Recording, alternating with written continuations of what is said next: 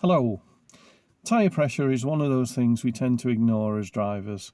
It's something that's really important. We should all do regular checks. We know we should, and we tend to not bother. We're always too busy. Today, we're just going to have a quick look at my e-Niro's tyre pressure monitor system. This is the dashboard display of my e-Niro, and if we scroll through the menus, we can find that there is a tyre pressure monitoring system. So there we go, there's the display, and we get a number for all four corners. So basically the four tyres have a sensor each in them, and the system's completely automated.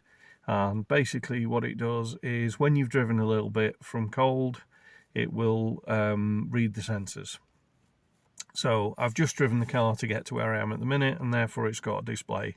But sometimes that display will say that you need to drive in order to get the measurements.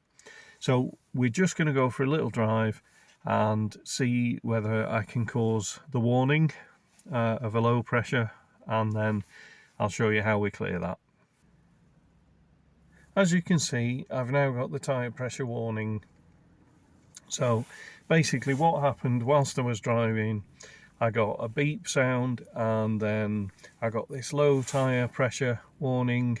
Now I'd left it on that screen, so normally when it's happened, I've had it happen once before, it does ping anyway. Even if you're not on that screen, it puts up a warning and then you can navigate to that screen anyway.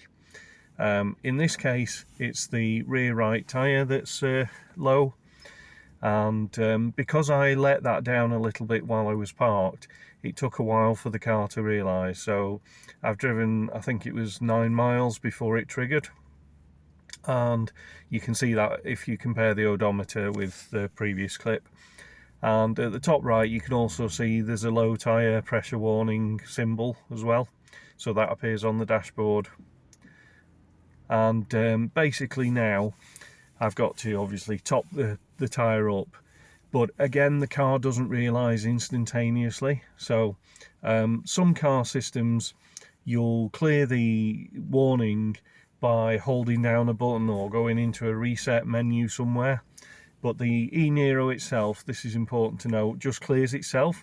All you have to do is make sure the tyre's been topped up, obviously no punctures or whatever, and then you drive the car.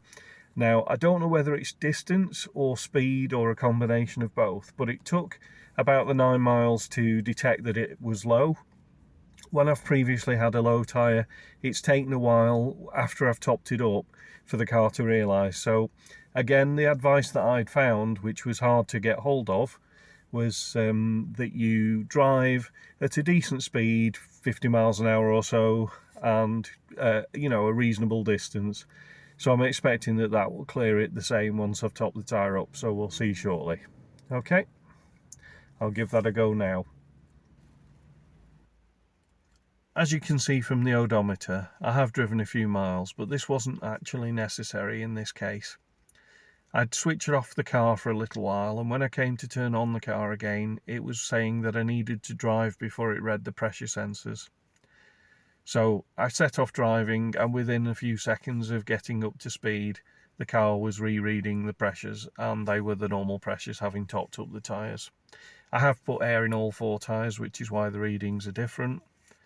But basically the car's fully automated with the pressure monitor system, and it's just a case of use it for a warning, but do your regular checks anyway. And if you do have an incident or you do change a wheel, then you know you're going to need to just top up the tyres. Incidentally, it's probably the case that if you put a spare wheel on, a space saver or whatever, that there may not be sensors in that, so you may have to drive with a warning until such time as you get the proper wheel back on with a new tyre that's up to pressure. So I hope you found this useful. If you did, please like and subscribe for more content in the future. Thanks for watching.